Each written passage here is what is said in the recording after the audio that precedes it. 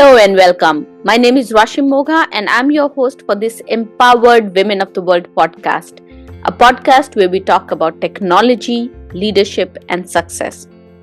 As we step into the new year, we are determined to make this year the best year of our life yet. And in today's podcast, I will share 5 most life-changing mindset shifts that I have had in the last few years and how you can leverage these in your life this year.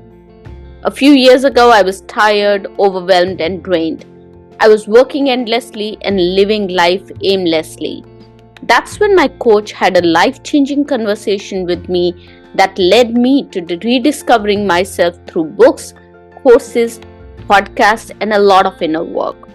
And here are the 5 mindset shifts that I had to go through to make my life the best version of itself. The first one, which I talk about often in my podcast and in my speaking sessions, is living multiple lives.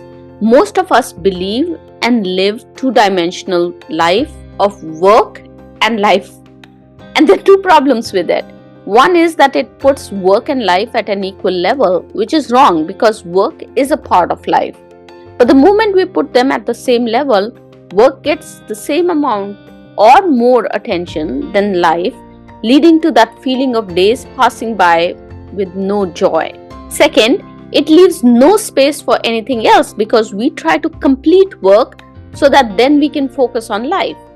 I was brought up in a culture where it was all about working hard so that you could enjoy life later.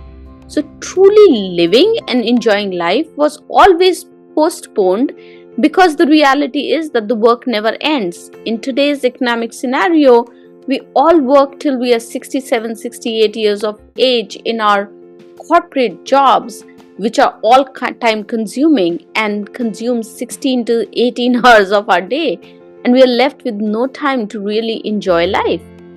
Instead, what you can do is you can design your life to be multidimensional, where work, family, play, hobbies, and health are an integral part of your life. Once I understood this concept and changed my mindset, I was able to create space for unfulfilled dreams that truly gave me joy. I was able to channel my love for creativity into writing, podcasting, and speaking. I was able to also redesign my schedules such that there was space for everything. The second mindset change that I want to talk about is live abundantly. We often keep telling ourselves that we need to be successful. There's miles to go before I stop. We need to make more money. We are in this constant deprived state of not having enough money, not having enough success, not having grown enough in our career. Instead, if we use an abundance mindset, we can use the law of attraction to live the best life. Abundance mindset is not about fake positivity. It's not about pretending to be rich and spending all that you have to buy designer clothes or shoes or just assume that somehow money or success or love will appear magically in our lives. It's about changing our focus to what we already have and creating a plan to get more of what we have less of. The abundant mindset is about understanding that and giving law of attraction a chance to work. I'm sure all of you know about tech career community app called Blind. I'm on it. And I see people who have net worth of millions of dollars share how unfulfilled their life is and how they see it just passing by and there's no joy in life. You can be running after money, fame, success, only to get there and realize that it means nothing to you and doesn't give you happiness. I've been there. When I realized the concept of living abundantly, I calculated how much money I needed for financial freedom. And then I created strategies to get there. The important thing to realize here is that there is only a certain amount of money that you need to live comfortably. I created an investment strategy and multiple streams of income to get there. And that's because I did not want to be in an all-consuming corporate job till the end of my life. I wanted to lead a fulfilling, multidimensional life. Similarly, I worked on what abundance meant for me in terms of health, family, hobbies, and happiness. By adopting an abundance mindset, I'm getting closer to my goal of a fulfilling life. The third is to measure what matters. My work in the corporate environment requires me to take a data-driven approach, and that habit has also influenced other parts of my life. So I used to measure everything. How many awards was I winning? How many press or media articles were written about me or I contributed to? How many subscribers I was gaining every day?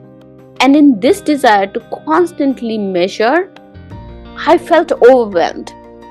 I missed the bigger picture of aligning these to my success.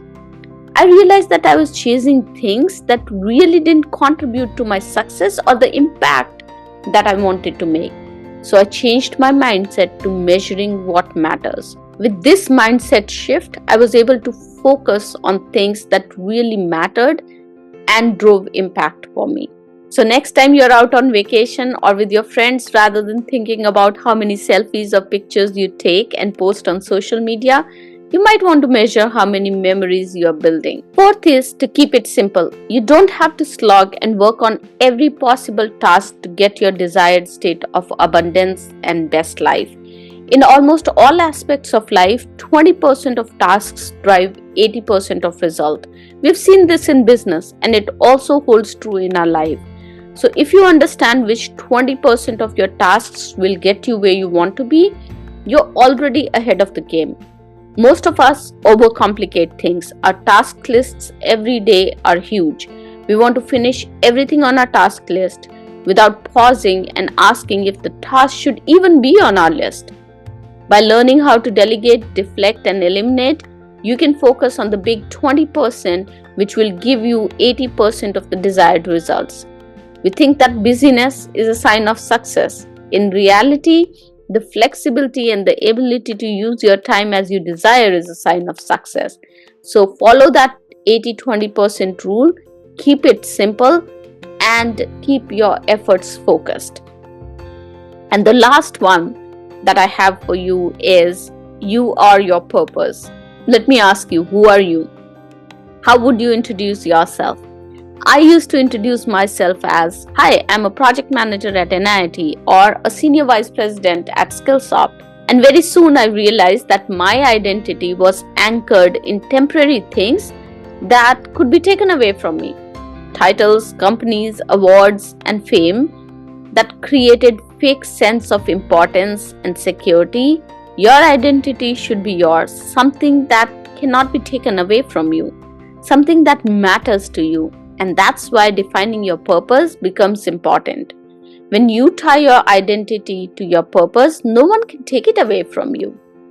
My purpose in life is to empower leaders to discover, visualize, and actualize their success and help make this world an equitable world. Everything that I do is centered around this purpose. No one can take this purpose away from me. This purpose guides me every single day and gives me the courage to walk away from the things that don't serve this purpose. These mindset shifts have helped me grow immensely in the last couple of years. These are my lessons learned. They've helped me find purpose in my life, and now I wake up excited every day. I know where I'm going in life, and there is a sense of excitement coupled with calmness. I will continue to evolve by leveraging these mindsets in 2024 to make this the best year of my life yet. I would love to hear from you. Which of these mindsets excite you the most for making this year the best year of your life yet? And today's resource for you is the link to the 6-week Career Accelerator workshop that I am conducting to help you manifest your career success in 2024. Seats are limited, so make sure you register today. The link is in the show notes. As always, thank you so much for joining me today, and thank you for loving, liking, supporting, and sharing the podcast. Remember, sharing is caring. I look forward to seeing you again in our next podcast. Till then, keep empowering the world.